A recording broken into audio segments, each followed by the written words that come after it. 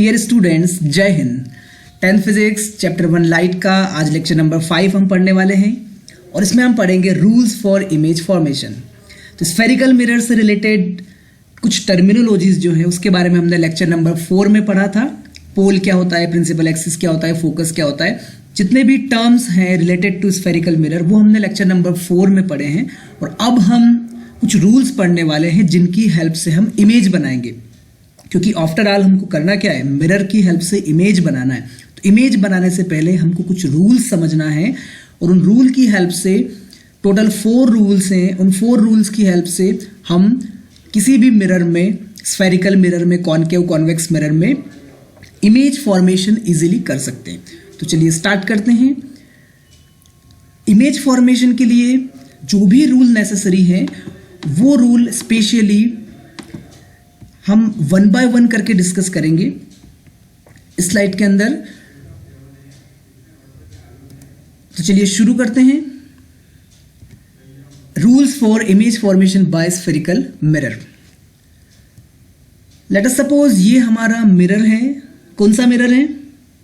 Very nice, ये हमारा है कॉन्वेक्स मिरर। इस कॉन्वेक्स मिरर में जो पीस हमने डिनोट किया है ये है इसका पोल। अगर आपने प्रीवियस लेक्चर देखा है या और कहीं से आपने मिरर के बारे में पहले पढ़ा है तो आपको पता होगा, पी मतलब पोल, मिरर का जो सेंटर होता है उसको हम बोलते हैं पोल। यहाँ पे उसका एक सेंटर ऑफ कर्वेचर होता है ना। सेंटर ऑफ कर्वेचर पोल, मैं फिर एक बार बोल रहा हूँ, अगर आपको pole, centre of curvature, principal axis और ये जो टर्मिनोलॉजीज हैं रिलेटेड टू मिरर आपको ये नहीं पता है तो आप इसका प्रीवियस लेक्चर देखिए, उसके बाद में इस लेक्चर पर आइए। लेक्चर नंबर 4 में ये सब चीज़ें डिटेल में हमने डिस्कस किया है, तो मैं सजेस्ट करूंगा आप वहां पे पहले देखिए, और अगर आपको आता है तो वेल एंड गुड। ये है हमारा प्रिंसिपल एक्सिस, है ना, जो इस लाइन से हमने ड्रॉ किया हुआ है। अब अगर हम कोई रे इस तरह से इंसिडेंट करें, जैसा हमने इस डायरेक्शन से शो किया यहाँ पे, ये है इंसिडेंट रे, है ना। यहाँ पे कोई ऑब्जेक्ट है, सपोज बहुत ज़्यादा दूर ऑब्जेक्ट हमने रखा है, वहां से ये रे आ रहा है इस पर्टिकुलर डायरेक्शन में। तो आपको क्या दिख रहा है यहाँ पे, हम अगर प्रिंसिपल एक्सिस से इस रे को कंपेयर करें तो हमें दिख रहा है कि ये जो इंसिडेंट रे है ये प्रिंसिपल एक्सिस के पैरेलल है। तो अगर ऐसा इंसिडेंस होता है, अगर कोई रे प्रिंसिपल एक्सिस के पैरेलल इंसिडेंट होती है तो रिफ्लेक्शन के बाद में वो कहाँ से पास होगी, ये प्रैक्टिकली वेरीफाइड है। प्रैक्टिकली ऐसा करके देखा है कि अगर हम पैरेलल रे इंसिडेंट करते हैं तो कहाँ से पास होती है। तो प्रैक्टिकल का रिजल्ट ये निकल के आया कि वो कुछ इस तरह से इस डायरेक्शन में रिफ्लेक्टेड हो जाती है ना। ये हमारे इंसिडेंस रे है इस पर्टिकुलर डायरेक्शन में और ये जो है वो रिफ्लेक्टेड रे है। तो ये जो रे रिफ्लेक्ट हो जाती है, ये अगर हम इनको पीछे एक्स्ट्रापोलेट करते हैं, इस तरह से पीछे की तरफ इसको एक्स्ट्रापोलेट करते हैं, है ना, ये येलो कलर की लाइन से हमने इसको दिखाया हुआ है। रिफ्लेक्टेड रे को हम रिवर्स डायरेक्शन में एक्स्ट्रापोलेट करते हैं तो प्रिंसिपल एक्सिस के किसी न किसी पॉइंट पे जाकर ये टच होती है। इस पॉइंट को हम बोलते हैं फोकस, इसको F से डिनोट करते हैं। जब हमने लेक्चर नंबर 4 में फोकस के बारे में डिस्कस किया था तो वहां हमने यही डेफिनेशन दिया था। फोकस मतलब क्या, अगर कोई रे प्रिंसिपल एक्सिस के पैरेलल इंसिडेंस होती है तो रिफ्लेक्शन के बाद वो किसी पॉइंट से जाती हुई दिखाई देती है या उस पॉइंट से जाती है। The ray after reflection appear to come from any point or directly passes from any point. Parallel incident होने वाली रे अगर किसी रिफ्लेक्शन के बाद में जिस भी पॉइंट से आती हुई दिखाई देती है उस पॉइंट को हम फोकस बोलते हैं, है ना। तो ये हो जाता है हमारा फोकस। तो फोकस के बारे में तो हमने खैर पहले पढ़ रखा है।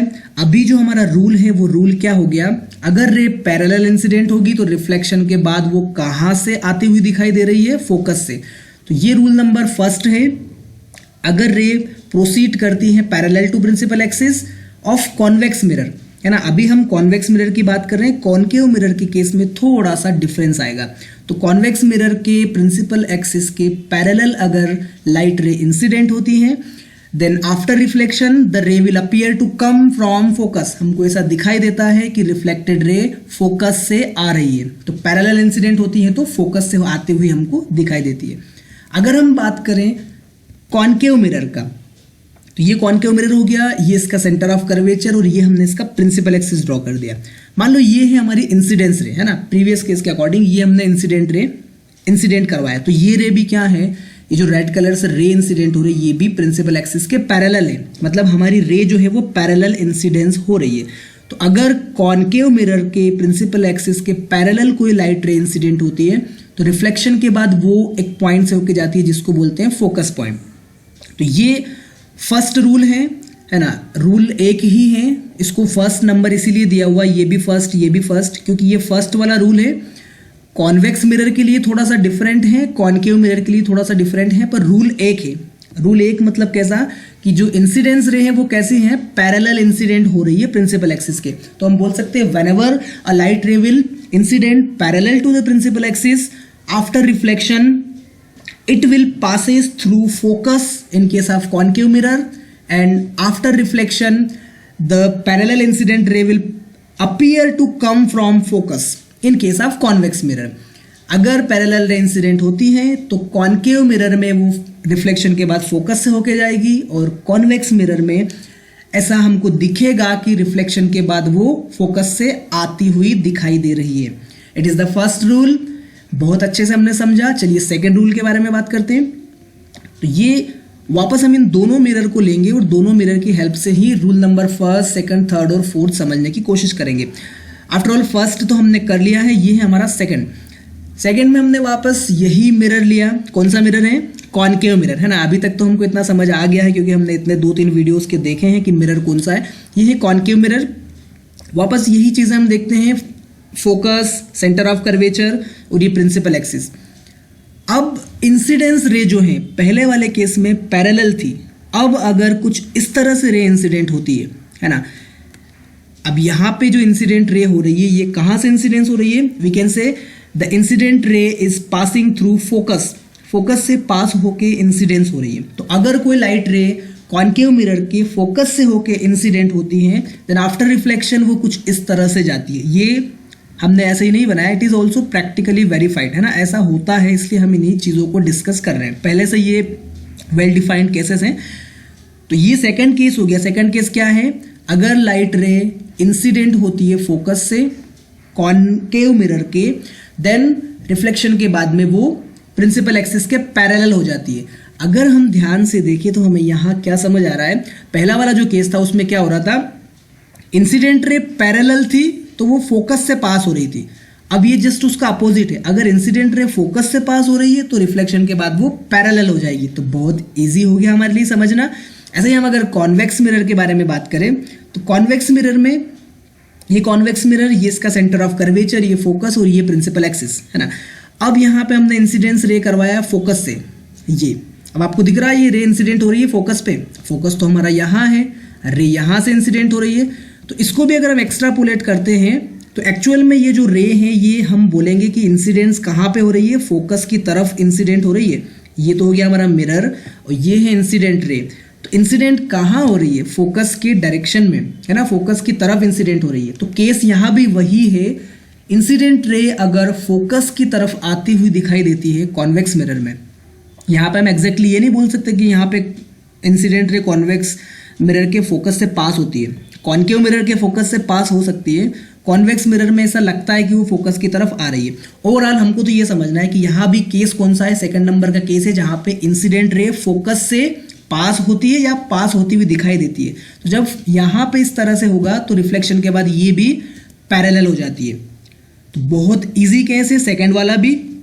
अगर रे फोकस से पास होती है तो रिफ्लेक्शन के बाद वो एक्सिस के पैरेलल हो जाती है in case of concave mirror.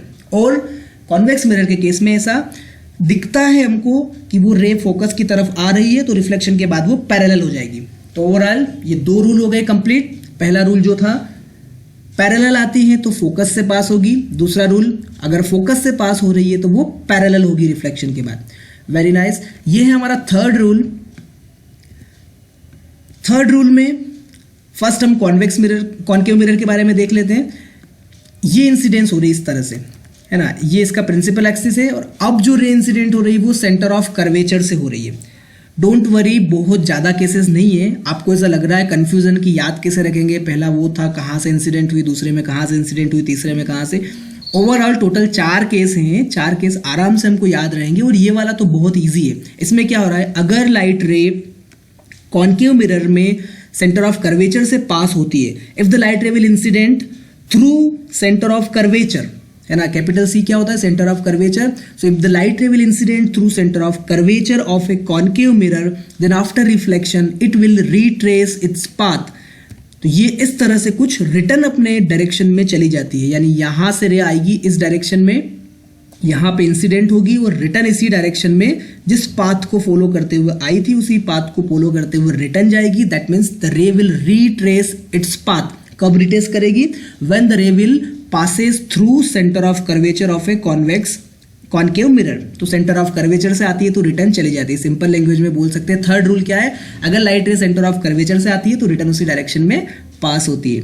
Very good. अब ये वाला रूल है जो हमने बोला उसी को हमने यहाँ पे डेफिनेशन में लिखा, आप चाहे तो लिख सकते हैं। इसी तरह से अगर हम बात करें कॉन्वेक्स मिरर की, तो कॉन्वेक्स मिरर के केस में भी यही होगा। कॉन्वेक्स मिरर का सेंटर ऑफ कर्वेचर यहाँ होता है इस तरफ, है ना, दोनों में डिफरेंस है। इसका सेंटर ऑफ कर्वेचर ये लेफ्ट हैंड साइड में, क्योंकि इसका सर्कल ऐसे बनेगा, ये तो हमको पता ही है, पहले वाले केस में हमने देखा था। इसका सर्कल ऐसे कुछ बनेगा तो इसका सेंटर ऑफ कर्वेचर यहाँ आएगा। ओवरऑल थर्ड रूल क्या है, हमको पास कहाँ से करवाना है, सेंटर ऑफ कर्वेचर से। अब यहाँ पे हमने ये सेंटर ऑफ कर्वेचर से पास करवाया, एक्चुअल में ये सेंटर ऑफ कर्वेचर से पास नहीं हो रही है, ये सेंटर ऑफ कर्वेचर की तरफ आ रही है। हम ऐसा बोल सकते हैं the ray is incident toward centre of curvature, है ना। ये अगर इसको हम एक्स्ट्रापोलेट करेंगे तो ये सेंटर ऑफ कर्वेचर की तरफ ही तो इंसिडेंट हो रही है, इसी तरफ तो आई है। तो कॉन्वेक्स मिरर के केस में भी if the ray will incident towards the centre of curvature after reflection the ray will retrace its path. That means ये इस तरह से रिटर्न अपने डायरेक्शन में चली जाएगी, है ना। एक बार और देख लेते हैं। मान लो ये वाली रे इंसिडेंट हुई यहाँ से, तो इंसिडेंट हो रही है किस डायरेक्शन में, सेंटर ऑफ कर्वेचर के डायरेक्शन में। तो कॉन्वेक्स मिरर के केस में अगर light ray centre of curvature के डायरेक्शन में इंसिडेंट होती है, towards the centre of curvature incident होती है, then after reflection it will retrace its path. अपने पुराने रास्ते पर वो रिटर्न चली जाती है, वापस चली जाती है, जिस रास्ते से आई थी उसी रास्ते पे चली जाती है। तो ये वाला थर्ड रूल बहुत इजी है, सेंटर ऑफ कर्वेचर से पास होगी तो उसी डायरेक्शन में चली जाती है। लास्ट रूल है हमारा फोर्थ नंबर का। इस रूल को हम देखते हैं कॉनकेव मिरर के केस में। सबसे पहले अगर लाइट रे कुछ इस तरह से इंसिडेंट होती है, ऑब्लिक इंसिडेंट इसको बोलते हैं ना, तिरछा, एंक्लाइंड या ऑब्लिक इंसिडेंट, या ऐसा बोल सकते हैं कि लाइट रे पोल पे डायरेक्ट इंसिडेंट होती है कुछ एंगल बनाते हुए, है ना। ये कुछ एंगल बनाया है पोल से, लाइट रे यहां से कुछ इस तरह से इंसिडेंट हो रही है, कहां पे, पोल पे। तो ये फोर्थ नंबर का रूल है कि जब लाइट रे पोल पे इंसिडेंट होती है प्रिंसिपल एक्सिस से कुछ एंगल बनाते हुए, ये वाला येलो कलर से हमने एंगल को शो किया है, तो प्रिंसिपल एक्सिस के पोल पे लाइट रे इंसिडेंट होती है कुछ एंगल बनाते हुए, तो वो रिफ्लेक्शन के बाद उसी एंगल से रिफ्लेक्ट हो जाती है नीचे वाले डायरेक्शन में, है ना। इस डायरेक्शन से आई थी तो कुछ इस तरह से, यानी ऐसा बोल सकते हैं if the light ray will incident obliquely on the pole after reflection it will passes obliquely. तो ऑब्लिक इंसिडेंस होगा तो ऑब्लिकली वो पास हो जाएगी। अगर तिरछा इंसिडेंट हुई है पर पोल पे होना चाहिए ना, ये यहां से कहीं और दूसरे पॉइंट पे इंसिडेंट होगी तो फिर उसका दूसरा कुछ होगा, पर अगर वो पोल पे इंसिडेंट हो रही है तो वापस वो रिटर्न नीचे वाले डायरेक्शन में चली जाती है। यहाँ पे कंडीशन है, ये जो एंगल बन रहा है ऊपर वाला, इंसिडेंट रे और प्रिंसिपल एक्सिस, है ना, या प्रिंसिपल एक्सिस हमारा नॉर्मल का भी काम कर रहा है, चलो वो बाद में देखेंगे, अभी इतना समझो। ये जो एंगल है ऊपर वाला और रिफ्लेक्शन के बाद वाला जो एंगल है, इसको बोलते हैं एंगल ऑफ इंसिडेंस, इसको बोलते हैं एंगल ऑफ रिफ्लेक्शन, इसके बारे में पढ़ चुके। ये दोनों एंगल यहाँ पे इक्वल होते हैं, मतलब जिस एंगल से वो इंसिडेंट होती है पोल पे, उसी एंगल से वो नीचे की तरफ रिफ्लेक्टेड हो जाती है। ऐसे आप इसको अपोजिट भी देख सकते हैं, मान लो यहाँ से इस तरफ से इंसिडेंट होती, इस तरफ से, ये है ना, जब अभी पॉइंटर जो शो कर रहा है इस तरफ से अगर इंसिडेंट होती तो ये इस ऊपर की तरफ के डायरेक्शन में चली जाती। उस केस में भी ये जो एंगल है और ये जो एंगल है, एंगल ऑफ इंसिडेंस हमेशा इक्वल होगा एंगल ऑफ रिफ्लेक्शन के, अगर वो ऐसे पोल पे ऑब्लिक इंसिडेंट हो रही है, क्योंकि ये लॉ ऑफ रिफ्लेक्शन में हमने पढ़ा है। ऐसे ही यहाँ पे इस मिरर के बारे में बात करें तो इस मिरर के केस में भी यही होगा। अगर ये इंसिडेंट हो रही है पोल पे, अब इस मिरर का पोल यहाँ है और हमने इंसिडेंट रे को इस डायरेक्शन में इंसिडेंट करवाया, तो क्या होगा, रिफ्लेक्शन के बाद वही जो इस केस में हुआ था, है ना, तो ये रिटर्न इस डायरेक्शन में चली जाएगी और यहाँ पर भी दोनों एंगल इक्वल रहेंगे। यहाँ पे एंगल बनाया नहीं, ये वाला एंगल और यहाँ पे जो बन रहा है ये वाला angle, overall incident angle of incidence and angle of reflection both are equal. तो फोर्थ रूल हमको क्या बता रहा है? Fourth rule are saying that if the ray is incident obliquely on the pole after reflection it will pass as obliquely. Okay, so reflected obliquely. और ये वाला rule यहाँ पे फॉलो होता है, angle I equal to angle R. ये हो गए चारों रूल। एक बार फटाफट सम अप कर लेते हैं। फर्स्ट रूल क्या था? अगर लाइट रे प्रिंसिपल एक्सिस के पैरेलल इंसिडेंट होती है then after reflection it will passes through focus. अगर पैरेलल इंसिडेंट होगी तो फोकस से पास होती है। सेकंड रूल, अगर फोकस से इंसिडेंट होती है तो पैरेलल हो जाती है रिफ्लेक्शन के बाद में। थर्ड रूल, अगर सेंटर ऑफ कर्वेचर से पास हो रही है तो रिटर्न अपना पाथ रिट्रेस करती है, उसी डायरेक्शन में चली जाती है। और at the last fourth rule, अगर ऑब्लिकली इंसिडेंट होती है पोल पे देन आफ्टर रिफ्लेक्शन वो वापस ऑब्लिकली इंसिडेंट ऑब्लिकली रिफ्लेक्टेड हो जाती है। तिरछा अगर इंसिडेंट हुई तो तिरछा नीचे की तरफ चली जाती है और दोनों एंगल इक्वल होते हैं।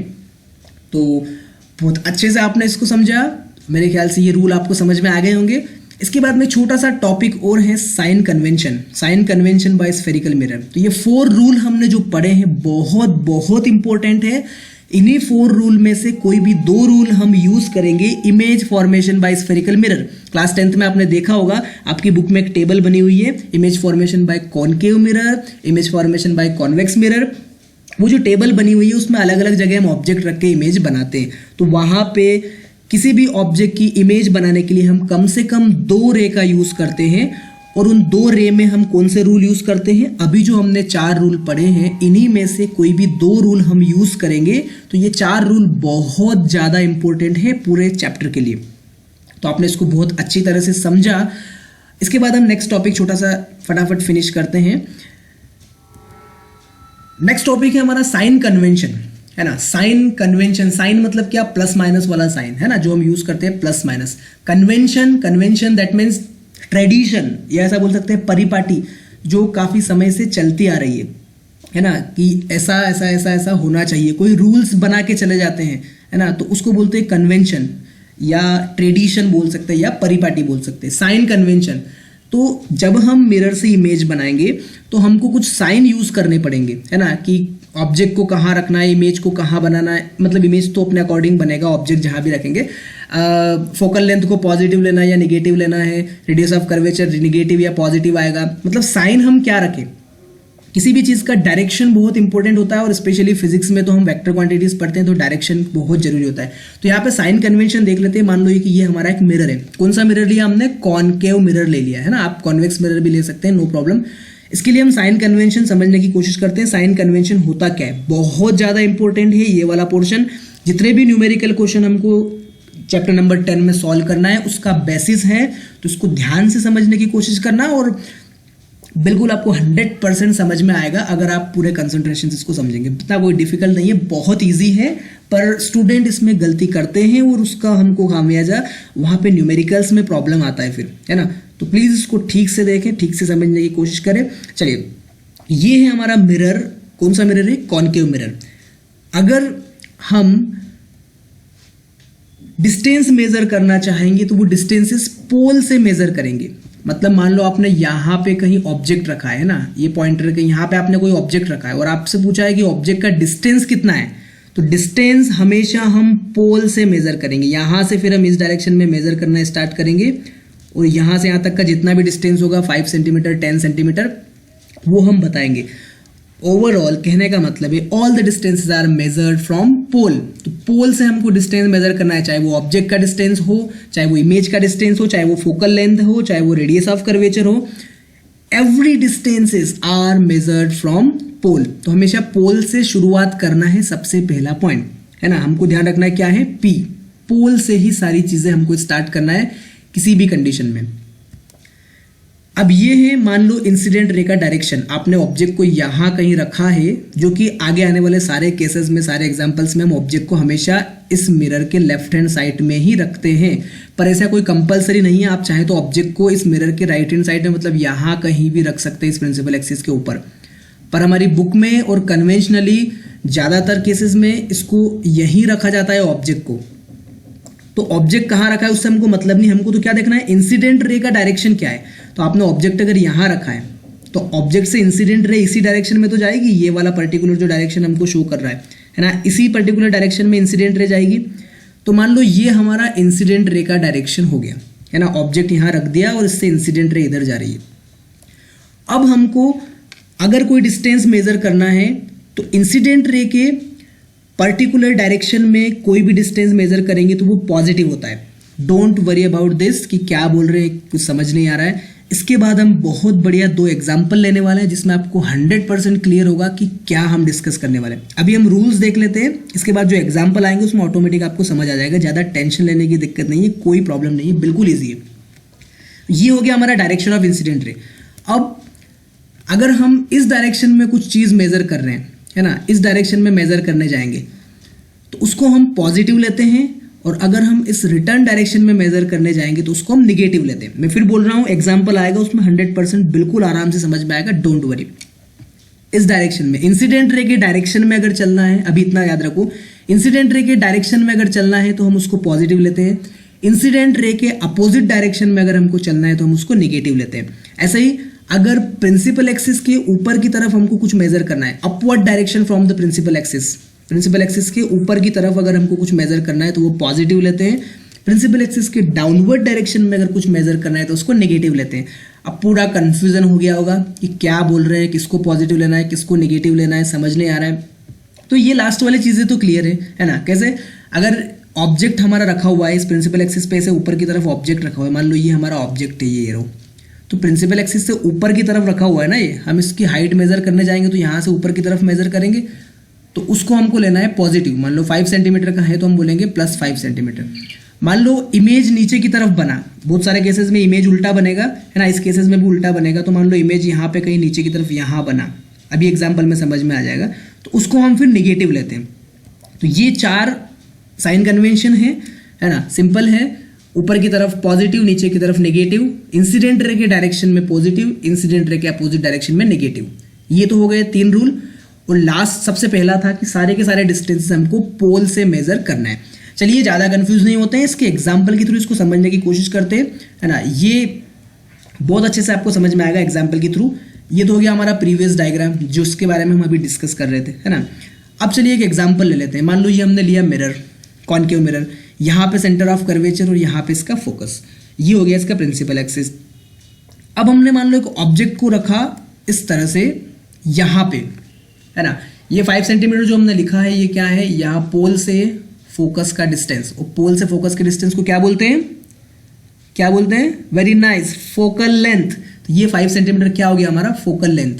आपसे अगर बोला कि फोकल लेंथ फाइंड आउट करना है तो हम पोल से मेजर करेंगे, क्योंकि फर्स्ट पॉइंट क्या है हमारा, all the distances are measured from pole. तो यहां से हम इस डायरेक्शन में जाएंगे, ठीक है। अब ये मान लो हमने ऑब्जेक्ट रखा है यहाँ पे, ये कोई ऑब्जेक्ट रखा है। जनरली आपकी बुक में सारे केसेस में ऑब्जेक्ट को हमेशा इस मिरर के लेफ्ट हैंड साइड में ही रखा है, पर हमेशा ध्यान रखना ऐसा कोई कंपलसरी नहीं है कि इसको यहाँ रखें। हम चाहे तो इस मिरर को इधर से इधर घुमा देते हैं, इसकी रिफ्लेक्टिंग सरफेस को इधर ले आएंगे, सॉरी ये जो पीछे वाला ओपेक सरफेस है पॉलिश, इसको इधर ले आएंगे, इस सरफेस को उधर कर देंगे और इस ऑब्जेक्ट को इस डायरेक्शन में भी रख सकते हैं। तो ऐसा जरूरी नहीं कि ऑब्जेक्ट को लेफ्ट में रखना है या ऑब्जेक्ट को राइट में रखना है, हमको सिर्फ ये ध्यान रखना है कि इंसिडेंट रे का डायरेक्शन कैसा है। तो मान लो आपने यहाँ पे ऑब्जेक्ट रखा है, तो अब रे इंसिडेंट होगी वो किस डायरेक्शन में होगी, तो रे इंसिडेंट होगी यहाँ से इस डायरेक्शन में, है ना। यहाँ पे ऑब्जेक्ट रखा है तो रे मिरर पे कहाँ जाएगी, इस डायरेक्शन में जाएगी जिस डायरेक्शन में पॉइंटर जा रहा है। तो मतलब हमको इस डायरेक्शन में अगर चलना है तो पॉजिटिव और रिटर्न डायरेक्शन में चलना है तो निगेटिव, बस इतना सा हमको समझना है। तो ये कोई ऑब्जेक्ट है जो 3 सेंटीमीटर हाइट का है, साइज जो है ऑब्जेक्ट का वो 3 सेंटीमीटर है, या ऐसा बोल सकते हैं हाइट ऑफ ऑब्जेक्ट जो है वो 3 सेंटीमीटर है। फोकल लेंथ यहाँ पे 5 सेंटीमीटर दे रखा है। रेडियस ऑफ कर्वेचर कितना हो जाएगा यहाँ पे, तो हम बता सकते हैं कि यहाँ से यहाँ तक जो फोकस होता है, फोकल लेंथ होता है, उसका डबल करने पर रेडियस ऑफ कर्वेचर मिल जाता है in case of small aperture mirror. हम सारे के सारे जो मिरर यूज कर रहे हैं हमारे सिलेबस में वो स्मॉल अपर्चर के हैं। स्मॉल अपर्चर मतलब छोटे मिरर यूज कर रहे हैं, यहाँ से यहाँ तक का जो डिस्टेंस है वो बहुत छोटा होता है। स्मॉल अपर्चर के मिरर में हमेशा फोकल लेंथ का डबल करने पे हमको रेडियस ऑफ कर्वेचर मिल जाता है। तो आर की वैल्यू हम यहाँ से निकाल सकते हैं, 5 की जगह हम डबल करके 10 कर लेंगे। ओवरऑल मान लो ऑब्जेक्ट जो हमने रखा है वो 12 सेंटीमीटर पे रखा है। फिर से मैं रिवाइज कर रहा हूँ, हमने एक ऑब्जेक्ट लिया हुआ है जो 3 सेंटीमीटर उसका हाइट है या उसका साइज है, और वो 12 सेंटीमीटर डिस्टेंस पे। अभी 12 सेंटीमीटर कहाँ से मेजर करना है, तो सबसे पहले साइन कन्वेंशन का फर्स्ट वाला पॉइंट हमने पढ़ा था, क्या था, all the distances are measured from pole of the mirror. तो ये देखना आप, यहां से मैंने मेजर किया है पोल से, है ना, इस कॉर्नर से मेजर नहीं किया, ये वाले कॉर्नर से हमने पोल से मेजर किया, ये पोल, और यहां से डिस्टेंस मेजर किया है कुछ इस तरह से, और ये डिस्टेंस है 12 सेंटीमीटर। तो ऑब्जेक्ट हमारा पोल से 12 सेंटीमीटर डिस्टेंस पे रखा हुआ है, ऑब्जेक्ट का हाइट 3 सेंटीमीटर है, और इमेज जो है कुछ इस तरह से बन रहा है। डोंट वरी, इमेज कैसे बनता है वो हम आगे डिस्कस करेंगे, अभी सिर्फ हम साइन कन्वेंशन समझने की कोशिश कर रहे हैं। तो आप अभी मान लो कि ये हमारा इमेज बना है, मान लोगे ना, कोई प्रॉब्लम तो नहीं है, वेरी गुड। तो ये हो गया हमारा ऑब्जेक्ट, ये हो गया इमेज। अब इमेज का साइज भी यहाँ पे दे रखा है, मान लो 2 सेंटीमीटर साइज का इमेज बना है ना। ये होता है प्लेन मिरर के केस में, क्या होता है, हम जब चेहरा देखते हैं अपना प्लेन मिरर में रोज उठ के, तो जितना बड़ा हमारा चेहरा उतना ही बड़ा उसके अंदर दिखाई देता है ना प्लेन मिरर में। पर ये कैसा मिरर है, स्फेरिकल मिरर है। तो यहाँ पे जरूरी नहीं है कि ये 3 सेंटीमीटर का है तो ये भी 3 सेंटीमीटर का बने इमेज। उसका इमेज छोटा या बड़ा भी बन सकता है, उसके बारे में भी हम डिटेल में आगे पढ़ने वाले हैं। ओवरऑल यहाँ पे इमेज हमारा 2 सेंटीमीटर का बना है। अब हमसे कुछ पैरामीटर अगर कोई पूछे तो उसका आंसर हमको कैसे देना है, साइन कन्वेंशन का यूज करके। चलिए समझने की कोशिश करते हैं। मान लो आपसे बोला ये 8.5 सेंटीमीटर, सॉरी ये बताना भूल गया था, 8.5 सेंटीमीटर क्या है, इस इमेज का डिस्टेंस है। ये हमारा ऑब्जेक्ट था 3 सेंटीमीटर वाला, जो 12 सेंटीमीटर डिस्टेंस पे रखा हुआ था पोल से। ये हमारा इमेज बना 2 सेंटीमीटर का, जो कि 8.5 सेंटीमीटर के डिस्टेंस पे रखा है पोल से, है ना। पोल से ही डिस्टेंसेस मेजर करना है, सबसे पहला पॉइंट। अब आपसे किसी ने पूछा हाइट ऑफ ऑब्जेक्ट क्या है ना, हमको बताना है कि इस कंडीशन में, इस एग्जांपल में हाइट ऑफ ऑब्जेक्ट कितना है। तो हमको दिख रहा है ऑब्जेक्ट का, ये ऑब्जेक्ट है हमारा, इसका हाइट यहाँ पे दे रखा है 3 सेंटीमीटर। तो हाइट ऑफ ऑब्जेक्ट को h से डिनोट करते हैं, तो हम लिखेंगे h इक्वल टू 3 सेंटीमीटर। अब यहाँ पे h तो हमको समझ में आ गया कि चलो हाइट ऑफ ऑब्जेक्ट के लिए h लिया, और 3 सेंटीमीटर वहां पे दे रखा था तो हमने 3 लिखा। पर इसका साइन हमको क्या लेना है, प्लस लेना है कि माइनस लेना है, ये हमको कहाँ से समझ में आएगा, साइन कन्वेंशन से। ये हमारा साइन कन्वेंशन है। यहाँ पे इसमें बोला है कि अगर प्रिंसिपल एक्सिस के, इस प्रिंसिपल एक्सिस के ऊपर की तरफ हम जाते हैं तो height above the principal axis are positive. तो ऊपर की तरफ कोई भी चीज अगर है प्रिंसिपल एक्सिस के तो उसकी हाइट को पॉजिटिव लेना है। तो यहाँ पे हमको दिखाई दे रहा है ऑब्जेक्ट हमारा प्रिंसिपल एक्सिस के ऊपर की तरफ है, इसलिए हम ये जो 3 सेंटीमीटर है इसको पॉजिटिव 3 सेंटीमीटर हमने लिखा है। अगर ये नीचे की तरफ होता, वैसे होता नहीं है, ऑब्जेक्ट को हमेशा हम ऊपर की तरफ ही रखते हैं प्रिंसिपल एक्सिस के, पर अगर ये कहीं नीचे होता तो हम फिर इसको निगेटिव लेते हैं। पर आपके सारे केसेस में ऑब्जेक्ट हमेशा ऊपर की तरफ ही रहेगा। तो h equal to 3 centimetre. Next, अगर हमसे पूछा इमेज जो है उसका साइज कितना है, तो आपको इमेज का साइज दिख रहा है 2 सेंटीमीटर का इमेज बन रहा है। हम आराम से लिख सकते हैं 2 सेंटीमीटर, पर नहीं, हमको 2 सेंटीमीटर नहीं लिखना है, -2 सेंटीमीटर लिखना है, क्योंकि अब हम प्रिंसिपल एक्सिस के नीचे की तरफ आ रहे हैं। ध्यान से समझने की कोशिश करना, इतना टिपिकल भी नहीं है, बहुत ईजी है, पर इसी में मिस्टेक होती है न्यूमेरिकल क्वेश्चन में। अभी हमारा इमेज प्रिंसिपल एक्सिस के नीचे की तरफ बन रहा है, ये वाला एरिया पूरा का पूरा ये एरिया प्रिंसिपल एक्सिस के नीचे वाला है, ये वाला पूरा एरिया प्रिंसिपल एक्सिस के ऊपर वाला है।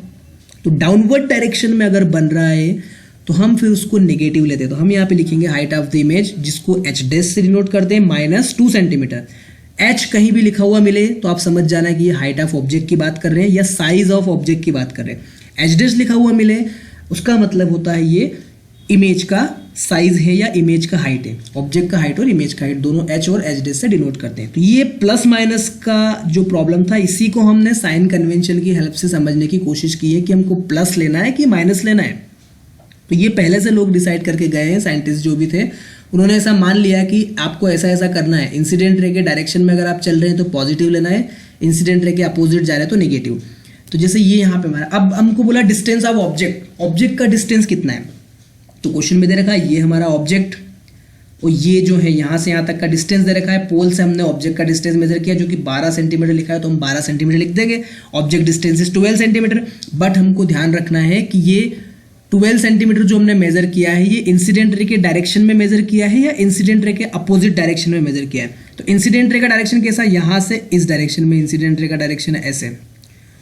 और अगर हम इसका डिस्टेंस मेजर करने जाएंगे तो इसका डिस्टेंस कहाँ से मेजर होता है, हमेशा पोल से। तो पोल से हमको इस डायरेक्शन में चलना पड़ेगा, है ना। पोल से हमेशा स्टार्ट करते हैं और अगर इस डायरेक्शन में हम चलते हैं तो ऑब्जेक्ट का डिस्टेंस 12 सेंटीमीटर की जगह हमको क्या लिखना पड़ेगा, -12 सेंटीमीटर। ठीक है, तो ये ऑब्जेक्ट के डिस्टेंस को u से डिनोट करते हैं, आगे न्यूमेरिकल में हमेशा आपको काम आएगा। u लिखा हुआ मतलब ये ऑब्जेक्ट का डिस्टेंस है। तो 12 की जगह हमने -12 सेंटीमीटर लिखा है। माइनस क्यों लिखा है? क्योंकि हम इंसिडेंट रे के अपोजिट डायरेक्शन में जा रहे हैं। इंसिडेंट रे यहाँ से इस डायरेक्शन में जाएगी, अगर हम डायग्राम बनाने की कोशिश करेंगे तो इस डायरेक्शन में जाएगी, और हम डिस्टेंस जो मेजर कर रहे हैं पोल से तो वो इधर मेजर कर रहे हैं, तो ये हो जाएगा नेगेटिव। ऐसा ही डिस्टेंस ऑफ इमेज, इमेज हमारा यहाँ पे बन रहा है, इमेज के डिस्टेंस को v से डिनोट करते हैं, और ये 8.5 सेंटीमीटर इस डायग्राम में लिखा हुआ है कि यहाँ से पोल से यहाँ तक का डिस्टेंस 8.5 है। पर again we are moving, we are walking in the direction of opposite direction of the incident ray. Incident ray हमारा इस तरफ आ रहा है, और हम डायरेक्शन जो पोल इसका डिस्टेंस है इमेज का वो मेजर करने के लिए पोल से रिटर्न डायरेक्शन में जा रहे हैं, इंसिडेंट रे के अपोजिट डायरेक्शन में जा रहे हैं। पोल से स्टार्ट करेंगे, इमेज का डिस्टेंस मेजर करना है तो पोल से स्टार्ट करेंगे, और कुछ इस तरह से हमको आना पड़ेगा, तब जाके हमारा इमेज आएगा। तो हम रिटर्न डायरेक्शन में आ रहे हैं और इंसिडेंट रे इस डायरेक्शन में जा रहा है, इसलिए हमने यहाँ पर निगेटिव साइन का यूज किया है। तो ये हो गया डिस्टेंस ऑफ द इमेज, जिसको v से डिनोट करते हैं। देन फोकल लेंथ, तो फोकल लेंथ क्या होता है? पोल और फोकस के बीच का डिस्टेंस फोकल लेंथ होता है। तो यहाँ पे ये 5 सेंटीमीटर दे रखा है, पर इसको भी +5 नहीं लिखना है। हम पोल से चलेंगे, इस डायरेक्शन में आ रहे हैं, और हमारा इंसिडेंट रे का डायरेक्शन कैसा है? ये कुछ इस तरह से इस डायरेक्शन में जा रहा है। हम इधर आ रहे हैं, रे इधर आ रहा है, दोनों अपोजिट है, then again it will be negative. तो हम लिखेंगे f = -5 सेंटीमीटर। 5 तो पहले से दे रखा है, हमको सिर्फ साइन का ध्यान रखना है। वो लास्ट में रेडियस ऑफ कर्वेचर, तो जो फोकल लेंथ का साइन होता है हमेशा रेडियस ऑफ कर्वेचर का भी वही साइन होता है। बाकी साइन कन्वेंशन से समझ सकते हैं, यहाँ से जब हम चलेंगे तो हमको सेंटर ऑफ कर्वेचर तक जाने के लिए इस डायरेक्शन में जाना पड़ेगा, ऐसे, और इंसिडेंट रे का डायरेक्शन हमारा ऐसा रहेगा, तो दोनों अपोजिट है, तो अगेन ये भी नेगेटिव होगा। तो इस एग्जांपल में आपको बहुत अच्छे से समझ में आया होगा। इसके बाद एक और एग्जांपल है, अगर यहाँ भी समझ में नहीं आया तो उसमें समझने की कोशिश करते हैं, नो प्रॉब्लम, हर एंगल से समझने की कोशिश करेंगे। मेन कॉन्सेप्ट ये है कि आपको ये समझ में आना चाहिए, बिकॉज सारे के सारे प्रॉब्लम्स, न्यूमेरिकल प्रॉब्लम्स में इसको यूज करना बहुत बहुत जरूरी है। तो ये यहाँ पे ये सारे पैरामीटर भी आपको याद रखना है कि h क्या है, h' क्या है, u क्या है, v क्या है, f और r क्या है। तो ओवरऑल ये चीज़ें तो आपको पता है, बस u और v का ध्यान रखना है। f और r तो पहले से पता है, h का मतलब हाइट होता है, h' मतलब इमेज की बात करें। u और v का ध्यान रखना, u मतलब डिस्टेंस ऑफ ऑब्जेक्ट, v मतलब डिस्टेंस ऑफ इमेज। ये शॉर्ट टर्म हम आगे यूज करेंगे। एक एग्जाम्पल और देख लेते हैं इसी का, उसके बाद हम लेक्चर को फिनिश करते हैं, यहाँ पे कंप्लीट करते हैं। मान लो वापस वही एग्जाम्पल हम ले रहे हैं, ये पूरा हमारा साइन कन्वेंशन हो गया जो हमने पहले देखा था। अब इसी साइन कन्वेंशन के अकॉर्डिंग दूसरा एग्जाम्पल लेते हैं जिसके पैरामीटर बताने की कोशिश करते हैं। अब ये कुछ इस तरह से हमारा मिरर है, फोकल लेंथ हो गया, सेंटर ऑफ कर्वेचर। अब ये ऑब्जेक्ट हमने यहाँ रखा है, ये वाला ऑब्जेक्ट है ना। अब ऑब्जेक्ट यहाँ रखा है जो कि 3 सेंटीमीटर का है, और ये जो डिस्टेंस है ये 3 सेंटीमीटर है। मतलब क्या हो रहा है? ऑब्जेक्ट का हाइट 3 सेंटीमीटर दिया हुआ है, ऑब्जेक्ट का डिस्टेंस कहाँ से? पोल से ऑब्जेक्ट का डिस्टेंस 3 सेंटीमीटर दिया हुआ है ना। और यहाँ पे इमेज बन रहा है। अब ये इमेज ऐसा क्यों बना, इसका रीज़न है वो हम नेक्स्ट लेक्चर में डिस्कस करेंगे जब हम इमेज फॉर्मेशन देखेंगे। अभी सिर्फ हमको साइन कन्वेंशन समझना है। तो अगर यहाँ ऑब्जेक्ट है और मान लो उसका इमेज यहाँ बना, अब आपको 100% बहुत अच्छे से समझ में आने वाला है। अगर फिर भी आपको कन्फ्यूजन है तो, हालांकि पहले केस में क्लियर हो गया होगा, पर फिर भी किसी को कन्फ्यूजन है तो अब 101% आपको यहाँ पे समझ में आ जाएगा। ये हो गया इमेज, और इमेज दे रखा है 7.5 सेंटीमीटर लंबा बना है, मतलब हाइट ऑफ इमेज कितना है? 7.5 सेंटीमीटर। 3 सेंटीमीटर का ऑब्जेक्ट था और 7.5 सेंटीमीटर का इमेज बना है। ऐसा होता है क्या? डेफिनेटली मिरर के केस में इमेज बड़ा या छोटा बन सकता है। तो 3 से 7.5 सेंटीमीटर का इमेज यहाँ पे बना हुआ। कितनी दूर इमेज बना है? तो हम मान लेते हैं कि ये जो डिस्टेंस है पोल से 7.5 सेंटीमीटर, 7.5 सेंटीमीटर डिस्टेंस है इस इमेज का। तो इमेज का साइज 7.5, इमेज का डिस्टेंस 7.5, ऑब्जेक्ट का साइज 3 सेंटीमीटर, ऑब्जेक्ट का डिस्टेंस 3 सेंटीमीटर। ये सब हमको पहले से दिया हुआ है, डोंट वरी, ये सब हमको पहले से दिया हुआ है, आपको इसमें कुछ नहीं करना अभी। हमको तो सिर्फ साइन कन्वेंशन का यूज करके बताना है कि एग्जैक्ट डिस्टेंस कितना है। मान लो आपसे पूछा हाइट ऑफ ऑब्जेक्ट कितना है। अब हाइट ऑफ ऑब्जेक्ट मतलब ये वाला हाइट कितना दे रखा है? 3 सेंटीमीटर। प्रिंसिपल एक्सिस से ऊपर की तरफ जा रहे हैं तो height above the principal axis, ये वाला rule, height above the principal axis are taken as positive. तो हम यहाँ से ऊपर की तरफ जा रहे हैं तो 3 सेंटीमीटर की जगह हम लिखेंगे 3 की जगह हम +3 सेंटीमीटर लिखेंगे या 3 सेंटीमीटर लिखेंगे, इसमें माइनस साइन नहीं लगाना है। ये हो गया। फिर आपसे बोला इमेज का हाइट बताइए, तो अब इमेज भी हमारा प्रिंसिपल एक्सिस के ऊपर की तरफ बन रहा है। प्रीवियस केस में हमारा इमेज यहाँ पे नीचे की तरफ बन रहा था, है ना, यहाँ पे नीचे बन रहा था। अब हमारा इमेज ऊपर बन रहा है, upward direction from the principal axis. तो ये वाला रूल वापस लगाएंगे हम, height above the principal axis are taken as positive.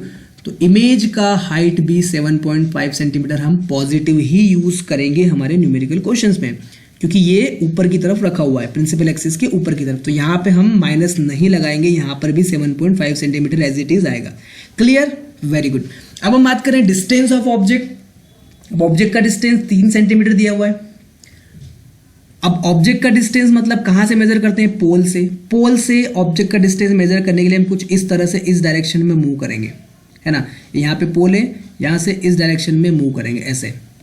और इंसिडेंट रे का डायरेक्शन कैसे है, यहाँ पे ऑब्जेक्ट रखा है तो इंसिडेंट रे कुछ इस तरह से जाएगा इधर, है ना, या फिर यहाँ से कुछ ऐसे जाएगा इधर, मतलब ओवरऑल इस तरफ जाएगा इंसिडेंट रे।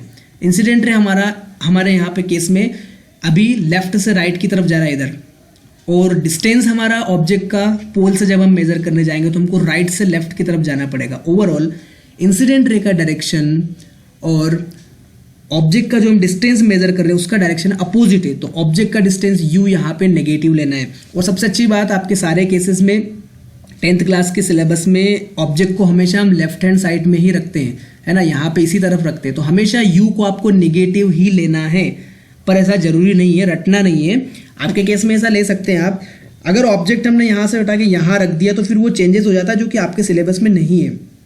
पर हमको तो एक ही कॉन्सेप्ट याद रखना है, इंसिडेंट रे का डायरेक्शन।